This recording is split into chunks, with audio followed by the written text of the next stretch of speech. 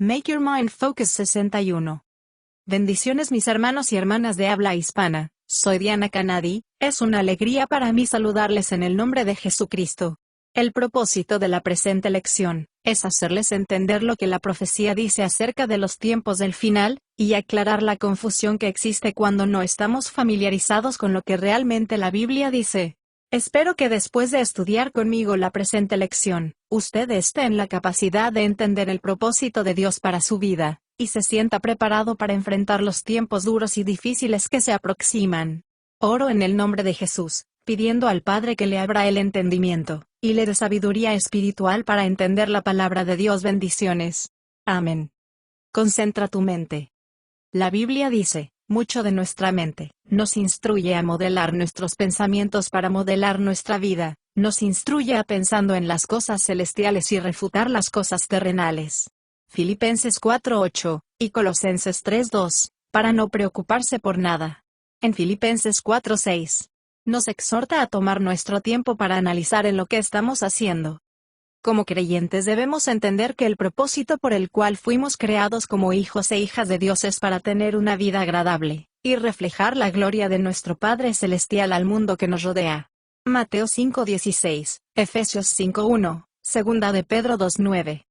El problema es que todos crecimos en un mundo que está en rebelión contra Dios, por eso tenemos patrones de pensamiento, actitudes y opiniones, moral con perspectivas contrarias a la voluntad de Dios. Isaías 55:8, Efesios 2 del 1 al 3, Efesios 4:18. La forma en que vivimos demuestra el carácter de nuestro comportamiento, es el reflejo de la forma en que pensamos, bien vivimos para agradar a Dios, o vivimos en desacuerdo con Dios.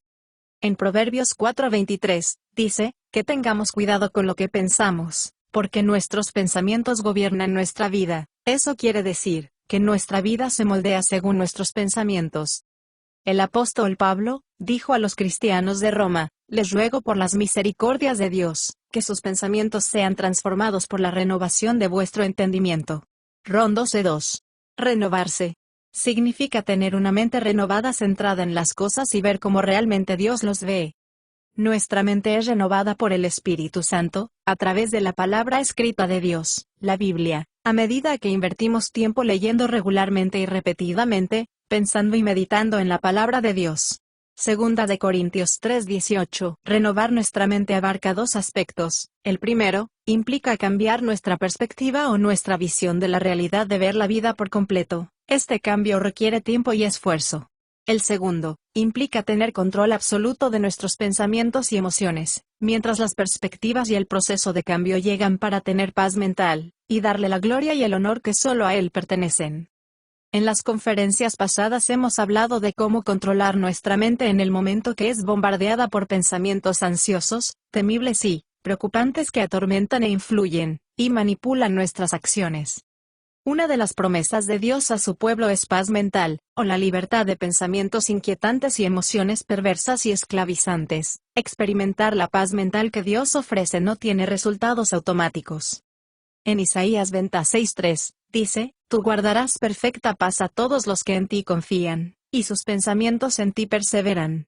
La paz llega a nuestra mente cuando confiamos en Dios, y mantenemos nuestros pensamientos enfocados en Él y en su palabra. ¿Qué significa mantener la mente enfocada en Dios y cómo lograrlo? Esta noche, les explicaré más sobre cómo logra tomar control de nuestros pensamientos para aprender a enfocarse en la palabra de Dios.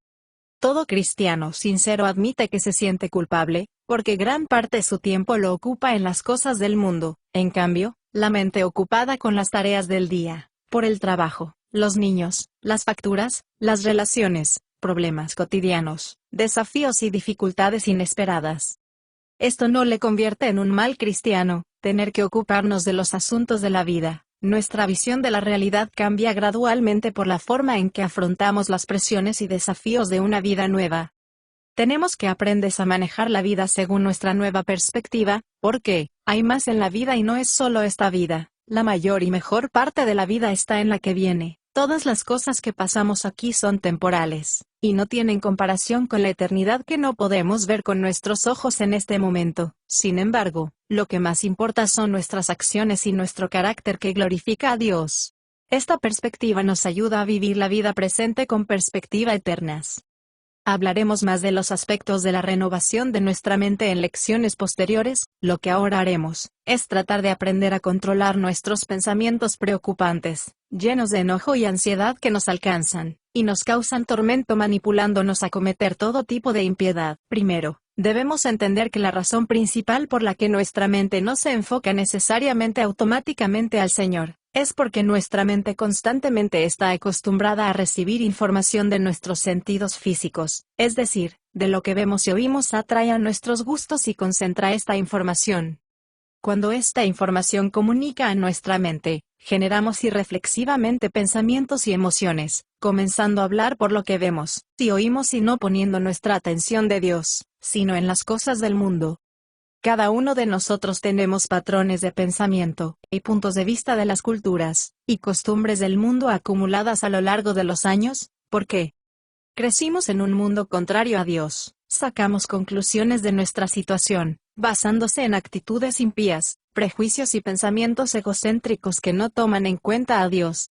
Si siempre nos preocupamos y nos preocupamos, pensando en lo peor, siempre pintaremos de oscuro y tendremos mala imagen de nuestra situación. Si fácilmente nos enojamos, siempre reaccionaremos con irritación y disgusto.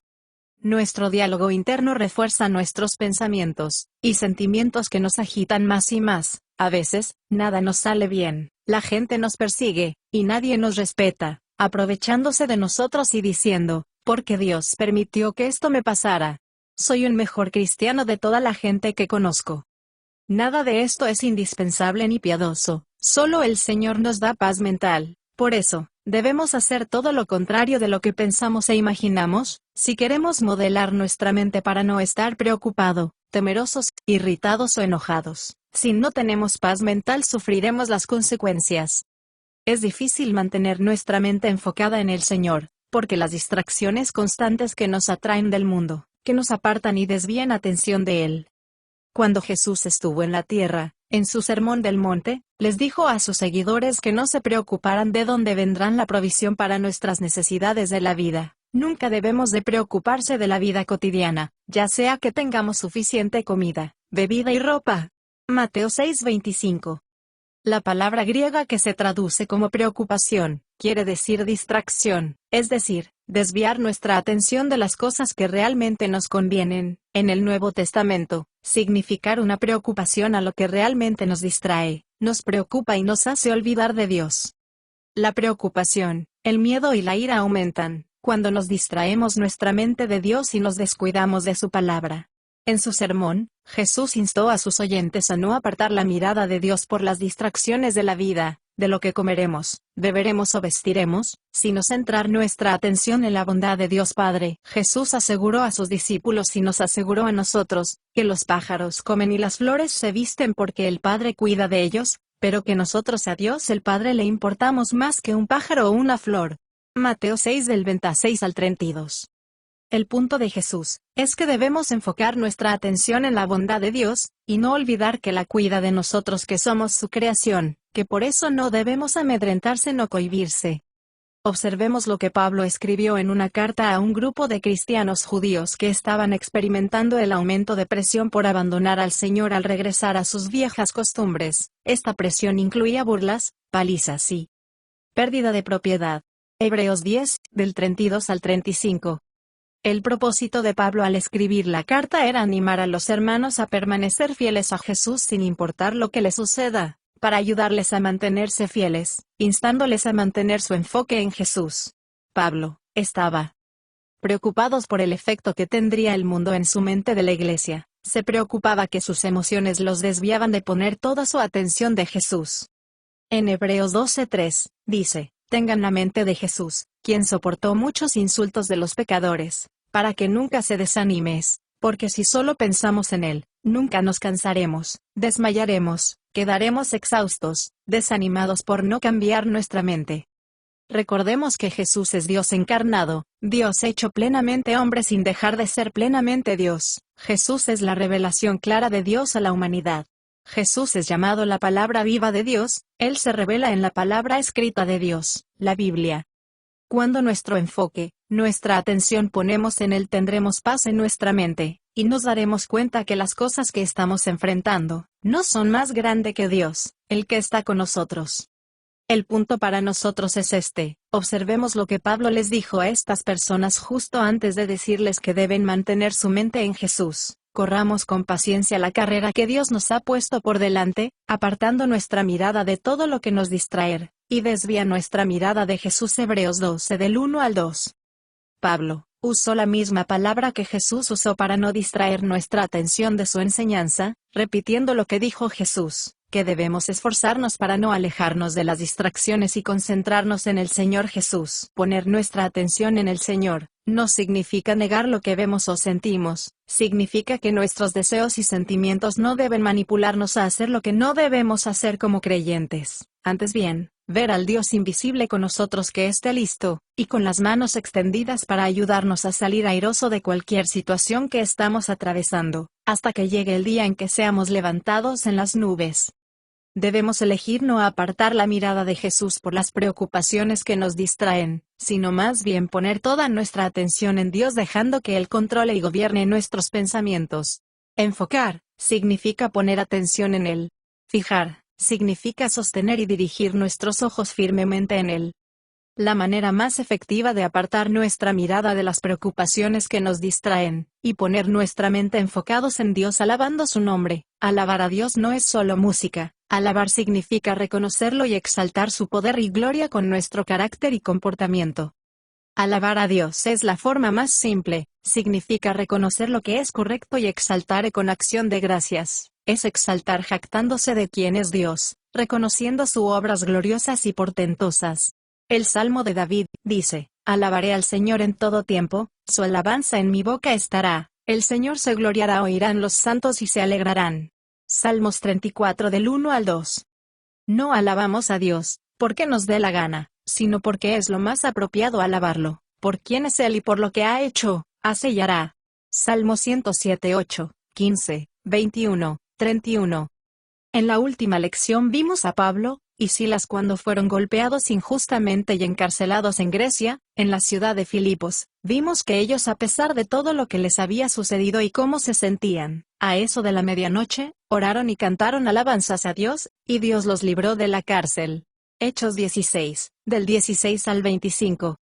Veamos otro ejemplo de las Escrituras de personas que alabaron, reconociéndolo y exaltando a Dios en medio de una situación aterradora, para tener una idea del por qué debemos mantener nuestra atención en Dios.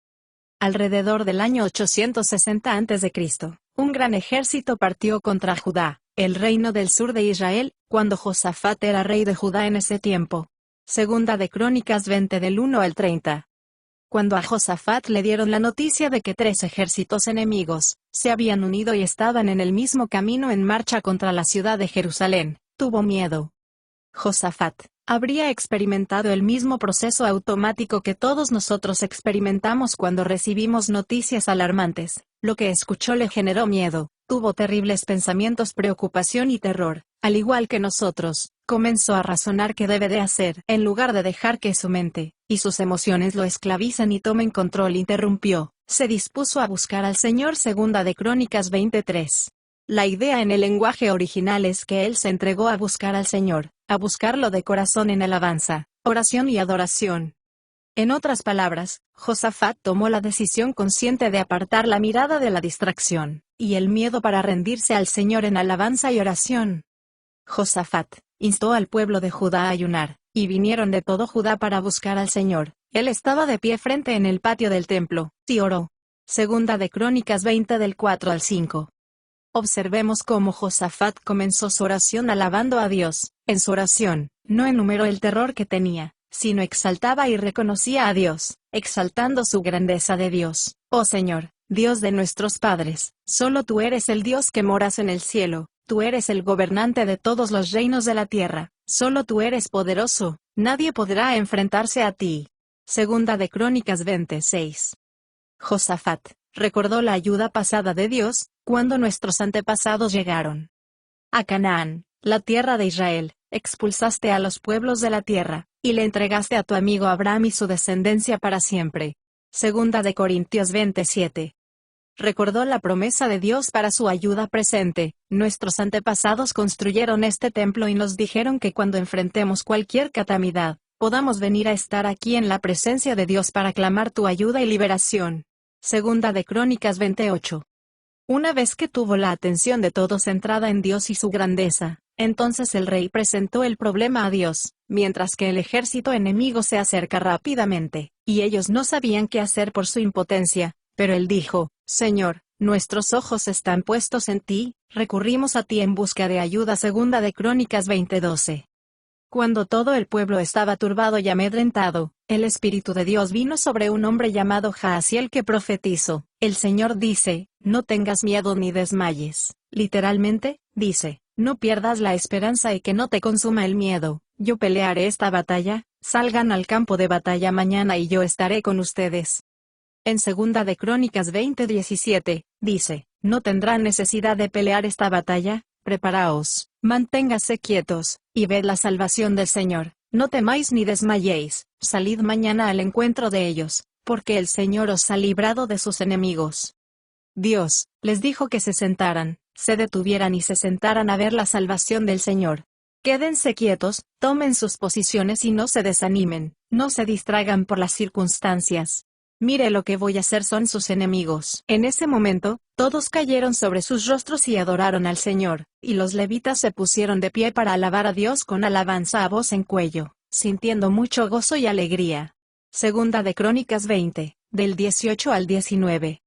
En nuestros días, este punto nada ha cambiado, las circunstancias son las mismas, hay amenazas por todos lados, pasan la noche sin que no haya una sola prueba de que el Señor nos vendrá a ayudar. Dios les dijo. Tendrán que recordar y contar por generaciones lo que Dios les dijo para contrarrestar pensamientos que estremecerán tu cabeza. ¿Cómo piensan que nos irá hoy, bien o mal? Cuando no recibimos el mensaje correcto y malinterpretamos lo que Dios dice. Tengo frío. Tengo miedo. ¿Qué? ¿Es ese ruido? ¿El enemigo viene por nosotros ahora? Tendremos que hacer un esfuerzo decidido para mantener nuestro enfoque en el Señor, desviando nuestra mirada de lo terrenal a lo celestial y eterno. Si queremos salir victorioso, nuestra boca debe estar llena de fe y alabanza. Gracias, Dios, porque estás con nosotros y por nosotros. Gracias por su promesa de ayudarnos, alabemos su bondad, su grandeza y su fidelidad para con nosotros que somos su pueblo siempre. Si pensamos y decir algo diferente, nuestra mente y nuestra boca deben coordinar y trabajar juntas. Santiago 3:2. Quien controla su lengua puede controlarse a sí mismo y a todo lo demás. Al día siguiente, el ejército de Judá se enfrentó a una fuerza sobrenatural y extraordinaria. Al salir al encuentro de su enemigo, el rey ayudó a todo Judá a mantener su mente enfocada en Dios, los instó a creer en el Señor, diciéndoles: crean y confíen en las palabras de Dios, que nos dio a través del profeta y tendrás éxito. Segunda de Crónicas 20:20. Entonces, Josafat puso el coro delante del ejército, cantando al Señor y alabando al Señor por su esplendor. Segunda de Crónicas 21. Esto es lo que cantaron: dad gracias al Señor, porque para siempre es su misericordia y su bondad. En el momento en que comenzaron a cantar y a dar alabanzas, el Señor hizo que los ejércitos de Amón, Moab y del monte Seir comenzaron a pelear entre ellos. Segunda de Crónicas 20:21. Judá lo hizo así, no tuvieron que luchar porque el Señor luchó por ellos, y tuvieron una gran victoria. Hasta el momento, no hemos dicho todo lo que debíamos decir, pero, antes de terminar con esta conferencia, consideremos dos puntos importantes. Alabar al Señor frente a circunstancias tenebrosas, no significa que no sentiremos miedo, sino, que el miedo que tenemos, será reemplazado por una emoción divina. Si sentimos miedo de enfrentar a algo verdaderamente aterrador, nuestra paz sobrepasa nuestro entendimiento, asegurándonos, que todo estará bien porque el más grande está con nosotros. Isaías 43:5, Filipenses 4:7. Alabar a Dios, es reconocerlo y ensalzarlo, principio que no nos resulta natural, especialmente cuando las cosas nos están saliendo, y como nos van de mal en peor mal y nos sentimos fatal, hay que sacrificarnos a adorar, aunque parezca ridículo. Tenemos que desarrollar un nuevo hábito de respuesta, una respuesta de elogio, esforzándonos siempre en mantener nuestro enfoque mediante la alabanza, en medio de muchas distracciones, vale la pena el esfuerzo. mucho más la semana que viene. Bendiciones. Diana.